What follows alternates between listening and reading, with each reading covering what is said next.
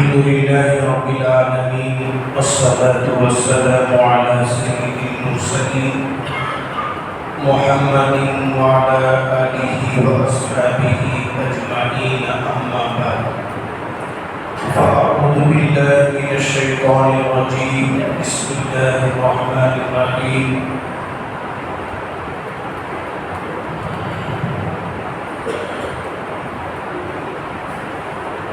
لقد من الله على المؤمنين إذ بعث فيهم رسولا من أنفسهم يتلو عليهم آياته صدق الله العظيم. بزرگان محترم اور عزیز دوستوں،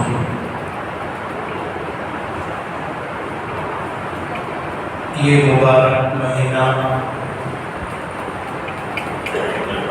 جو ربیع الاول کہلاتا ہے، اسلامی سال کے اعتبار سے تیسرا مہینہ ہے۔ اسی مہینے میں باتفاق محدثین، مفسرین، مؤرخین نبی کریم صلی اللہ علیہ وسلم کی پیدائش ہوئی۔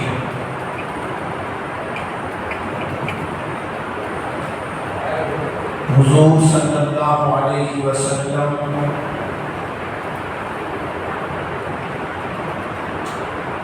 تمام نبیوں کے سردار بنائے گئے۔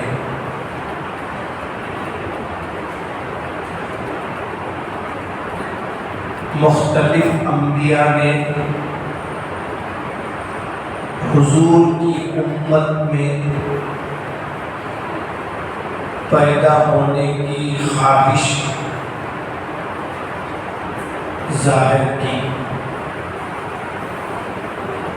اس امت کے جب بڑے بڑے فضائل سنے تو ان کی بھی تمنا ہوئی یہ فضیلت والی امت میں ہمیں بھی پیدا کر دیا جاتا۔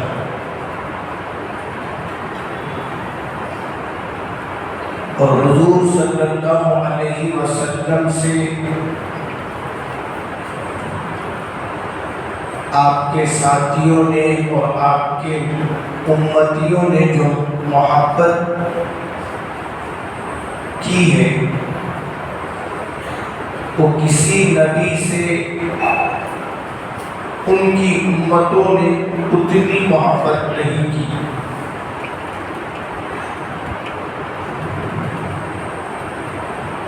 اور اللہ کے نبی صلی اللہ علیہ وسلم سے محبت کے بغیر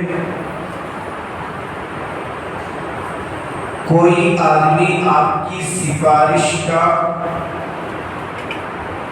مستحق نہیں ہوتا۔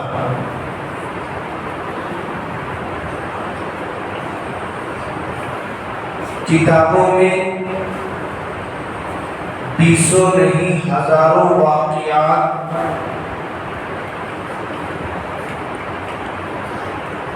صحابہ کے موجود ہیں جنہوں نے حضور صلی اللہ علیہ وسلم سے کیسی کیسی محبتیں کی۔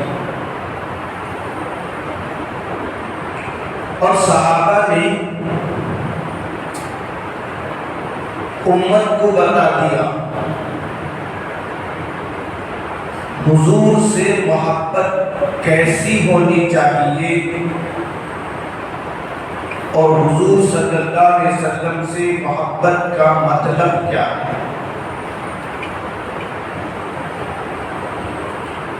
اس مختصر وقت میں دو چار صحابہ کا ذکر کرتا ہوں جنہوں نے حضور صلی اللہ علیہ وسلم سے کیسی محبت پیش فرمائی۔ ان میں سے ایک حضرت عثمان غنی رضی اللہ عنہ جو حضور صلی اللہ علیہ وسلم کے داماد بھی ہیں اور جنتی وہ صحابی ہیں جن کو دنیا میں جنتی کہا دیا گیا۔ صلح حدیبیہ ایک مشہور صلح کا واقعہ ہے۔ اللہ کے نبی صلی اللہ علیہ وسلم اپنے 1400 صحابہ کے ساتھ عمرہ ادا کرنے کی نیت سے احرام باندھ کر حدیبیہ تک پہنچے۔ حدیبیہ ایک مقام کا نام ہے۔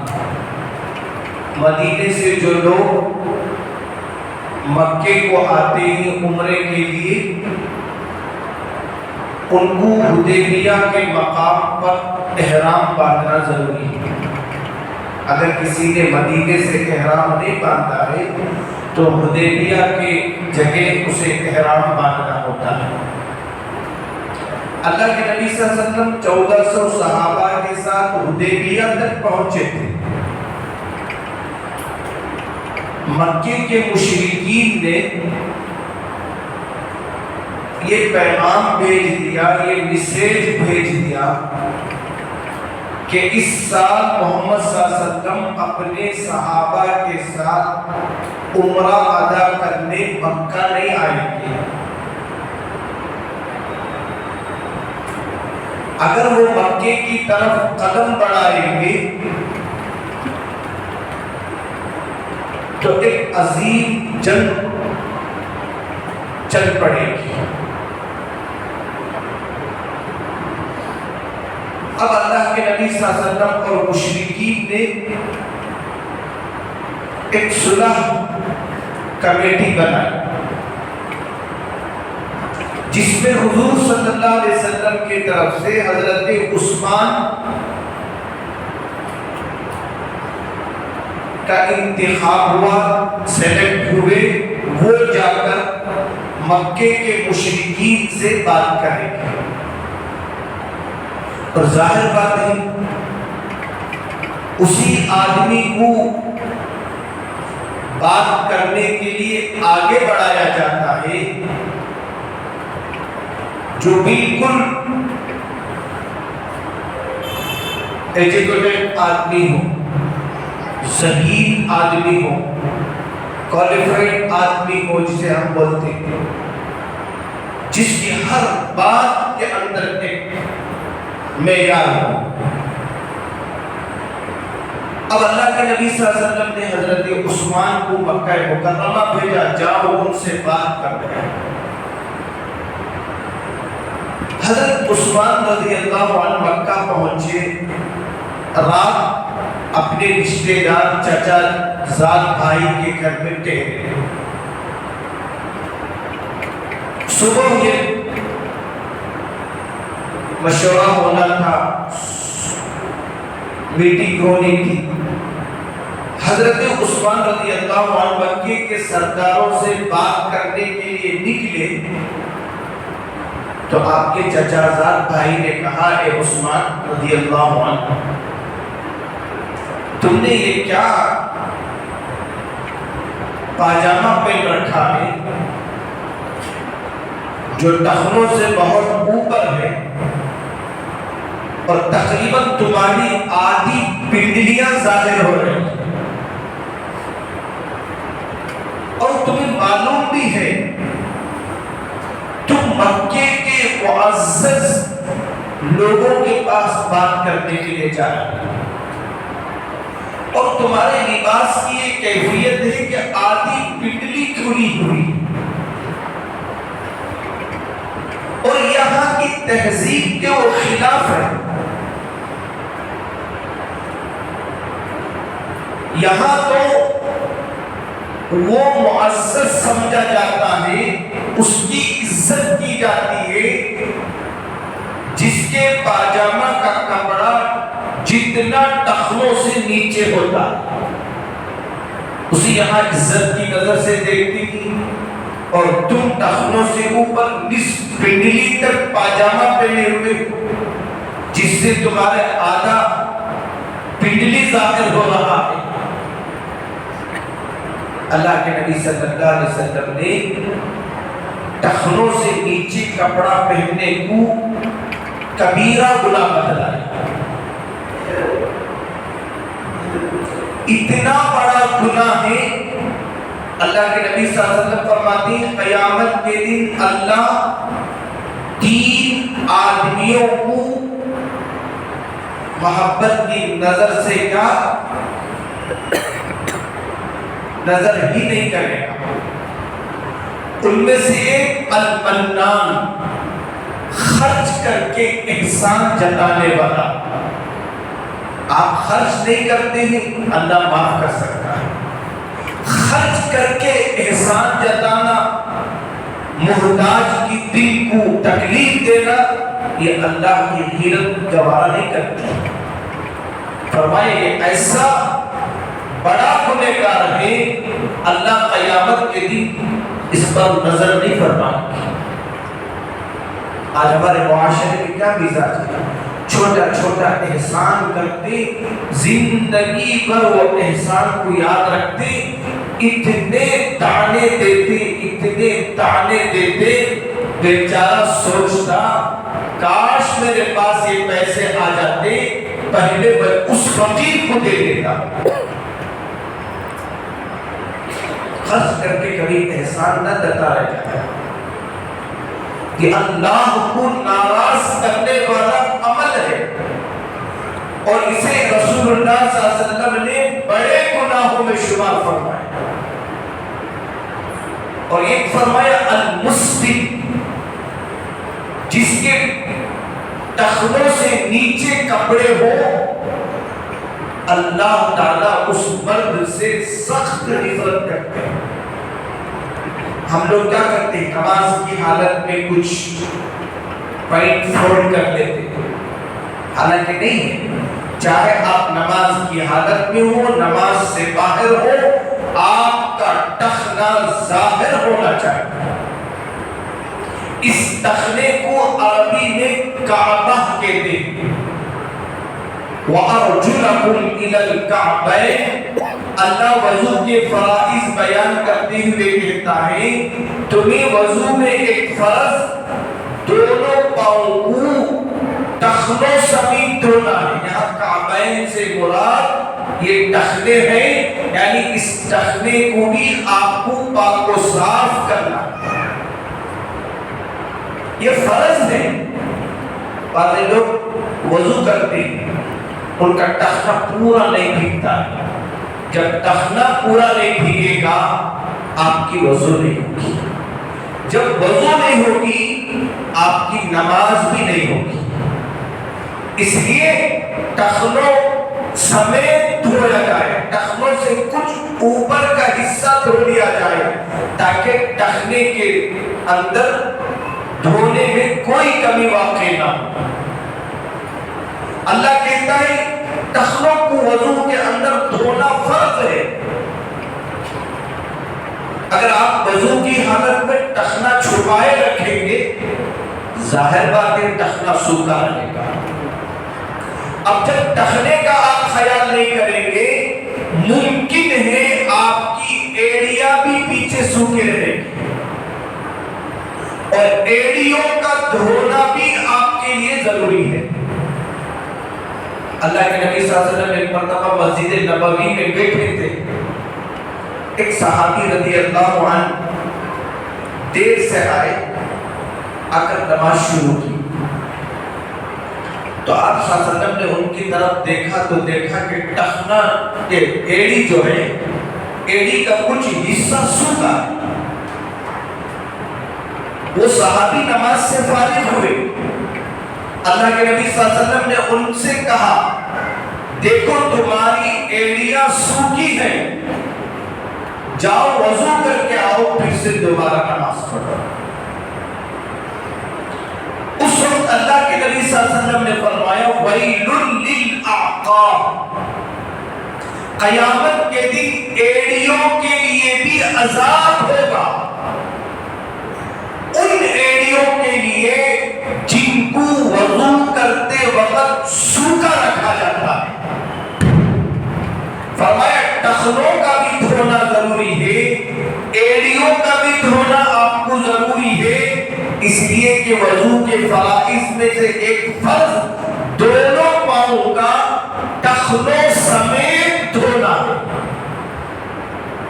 اب اللہ تعالیٰ فرماتے ہیں ان ٹخنوں کو ہمیشہ مرد کھلا رکھے، نماز سے باہر بھی یہ کھلا رہنا چاہیے، بلکہ اللہ کے نبی صلی اللہ علیہ وسلم کے بارے میں روایتوں میں آتا ہے آپ نصف پنڈلی تک اپنا لنگی باندھتے تھے۔ اللہ کے نبی صلی اللہ علیہ وسلم نے زیادہ تر اپنی حیات میں لنگی باندھا۔ آپ نے پاجامہ بھی خریدا، پاجامہ پہننا بھی سنت ہے، لیکن نبی کریم صلی اللہ علیہ وسلم نے لنگی کا اہتمام فرمایا۔ تو آپ صلی اللہ علیہ وسلم نے حضرت عثمان رضی اللہ عنہ سے فرمایا کہ مردوں کو چاہیے کہ ان کے ٹخنوں سے اوپر کپڑے رہیں، اور ہمارے یہاں بھی غیروں کو دیکھ کر کوئی ٹخنوں سے ذرا اوپر باندھ لیتا ہے تو لوگ مذاق کرتے ہیں، کیا بات پانی آ سکتا ہے نا؟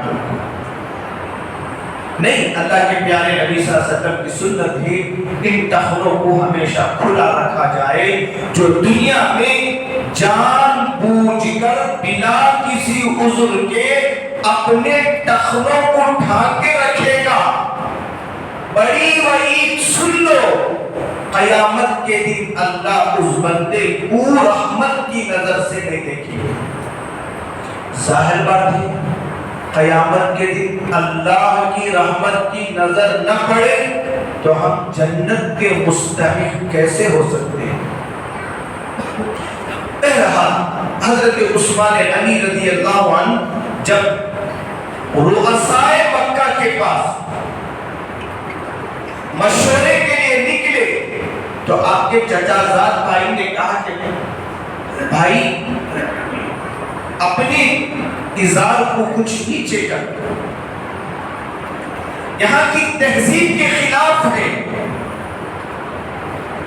ان کا ایمان میرے اور آپ جیسا ایمان نہیں تھا، جیسا ماحول دیکھے ویسے اپنے آپ کو بدلا دے۔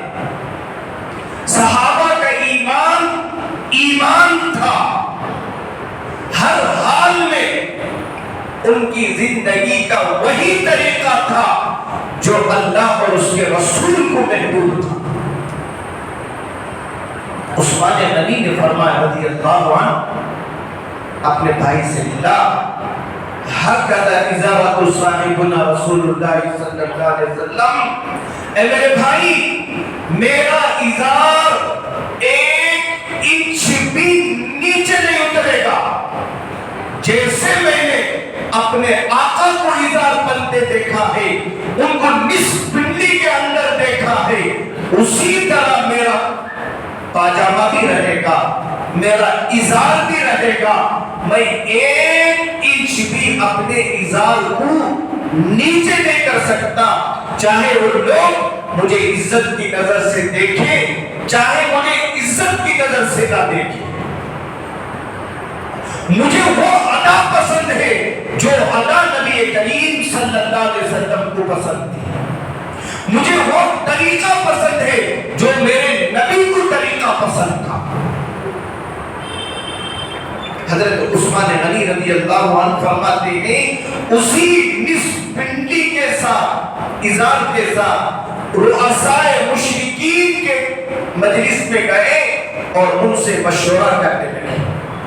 ایک یہ کہ حضرت عثمان نے اپنا طور طریقہ زندگی میں کبھی نہیں بدلا، دوسرا اس وقت رؤسائے مشرکین نے کہا ہے عثمان تم مکہ آگے ہم تمہیں اجازت دیتے ہیں،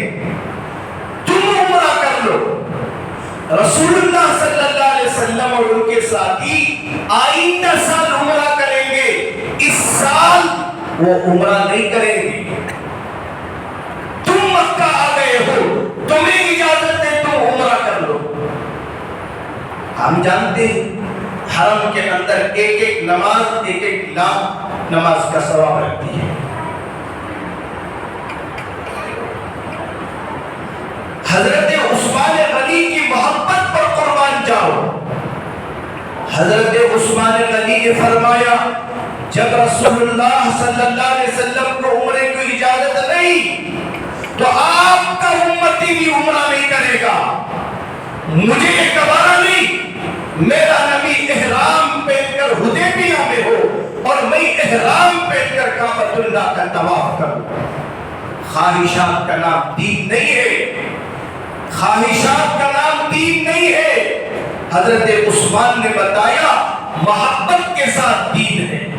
رسول اللہ صلی اللہ علیہ وسلم نے احرام پہن کر عمرہ نہیں کیا, ان کو عمرے کی اجازت نہیں تو عثمان بھی عمرہ نہیں کرے گا.